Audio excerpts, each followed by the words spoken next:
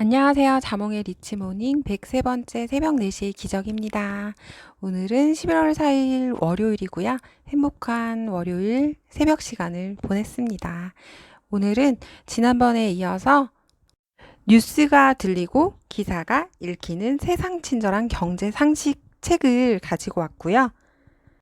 이 책은 기본 용어부터 최신 이슈까지 핵심만 골라 알려주는 경제 멘토링 책입니다. 최근에 뉴스에서 보던 생소한 단어들도 이 책에 설명이 되어 있더라고요. 경제 초보자분들 저처럼 이 책 한번 읽으시고 한 번만 더 읽어보신다면 어느 정도 뉴스도 보이고 신문 기사도 읽을 수 있을 거라고 보장합니다. 참 친절한 경제 상식 책이고요. 오늘도 이어서 소개해 드리도록 하겠습니다. 주식, 여러분은 주식을 하시나요? 저는 소액으로 조금 경험 삼아 하고 있는데요. 주식으로 돈을 버는 두 가지 방법이 있다고 합니다. 우선 주식이라는 것은 회사의 주인이 가지는 증서이며 주식을 가진 사람을 주주라고 부릅니다. 여러분도 어떤 회사의 주인이 될 수 있습니다. 주식으로 돈을 버는 방법은 첫 번째, 배당금을 받는 방법이고요.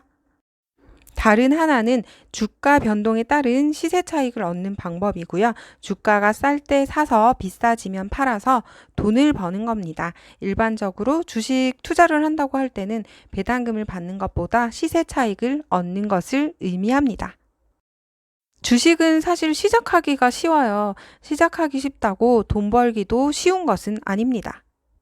주식 투자를 결코 쉽게 봐서는 절대 안 됩니다. 주식으로 1억 원을 벌려면 2억 원으로 시작하면 된다라는 농담이 괜히 나온 것이 아니라고 하네요. 주식시장에서 움직이는 돈을 모두 합쳐서 시가총액이라고 말을 하는데요.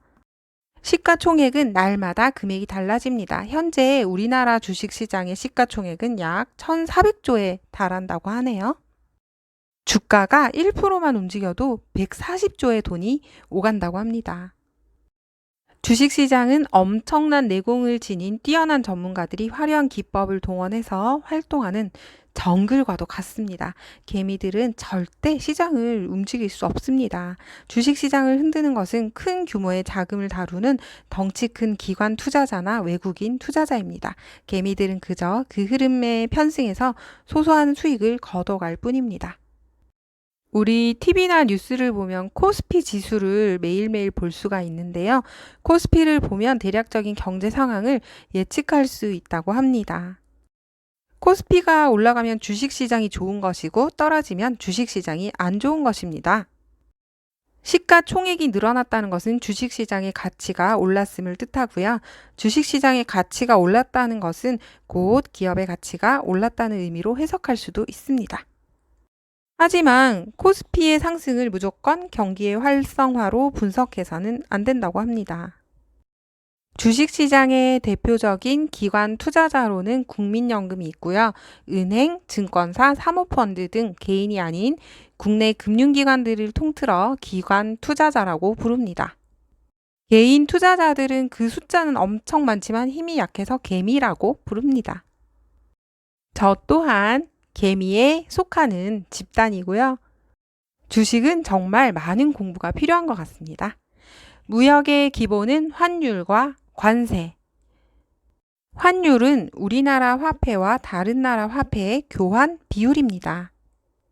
일반적으로 환율이 오르면 수출에 유리하고 수입에 불리해집니다. 관세는 통관 절차를 거치는 과정에서 부과되는 세금을 말하고요. 국가 간 무역 다툼이 벌어질 때 무역 장벽을 세우는 수단으로 사용되곤 합니다. 종종 뉴스나 신문에서 우리 외환 보유액이라는 말을 많이 보게 되는데요. 한 나라의 지급 능력을 보여주는 지표이기도 합니다. 외환 보유액이 많을수록 그 나라의 지갑이 두둑한 것입니다. 우리나라의 외환 보유액은 세계 8위 수준이라고 하는데요. 외환 보유액은 크게 두 가지 경우에 사용이 됩니다. 첫째는 환율이 이상하게 상승할 때 환율의 상승폭이 너무 커지면 외환 보유액을 시장에 풀어서 환율을 안정시키는 역할을 하고요.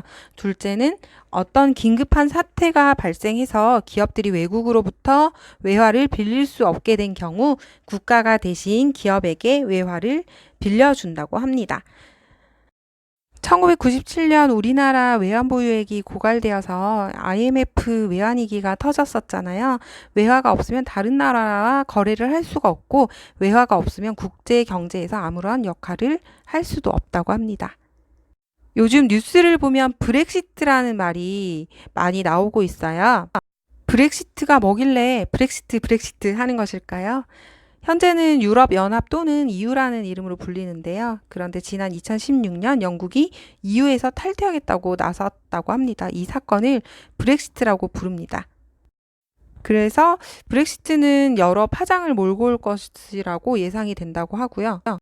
브렉시트는 세계 경제에 나쁜 영향을 미친다고 합니다. 저는 이 책에서 처음 듣게 된 용어인데요. 월급쟁이들의 소득을 유리지갑이라고 부른다고 합니다. 속이 투명하게 들여다보여 세금을 가져가기 좋아 붙은 별명이라고 하네요. 월급쟁이를 다른 말로 하면 근로소득자입니다. 같은 월급쟁이지만 사람들마다 소득 격차는 큰데요. 중소기업과 대기업의 차이도 있고 성별에 따른 소득 차이도 있다고 합니다. 성별을 막론하고 40대 이후부터 퇴직까지 그리고 퇴직 후의 삶을 어떻게 꾸려나갈지 체계적으로 대비할 필요가 있습니다. 이처럼 기사를 보고 여러 가지 추론을 해낼 수 있어야 합니다. 경제는 사랑과 같다. 사람들마다 이것이 사랑이다 라고 하는 정의가 다릅니다. 사람들은 각자 자신이 느끼는 사랑을 이야기하며 살아가듯이 경제 또한 마찬가지입니다. 나의 경제 이야기를 가져야 합니다. 그것이 인생에 더 도움이 됩니다. 경제 뉴스나 기사를 볼 때도 다른 사람이 내린 정의를 따르기보다 직접 표현해 보는 것이 좋습니다. 각자의 상황에 맞게 경제를 이해하고 표현하고 미래를 예측해야 합니다. 나의 인생은 누구도 아닌 내가 결정하는 것입니다. 오늘도 자몽의 리치모닝 함께 해주셔서 감사합니다.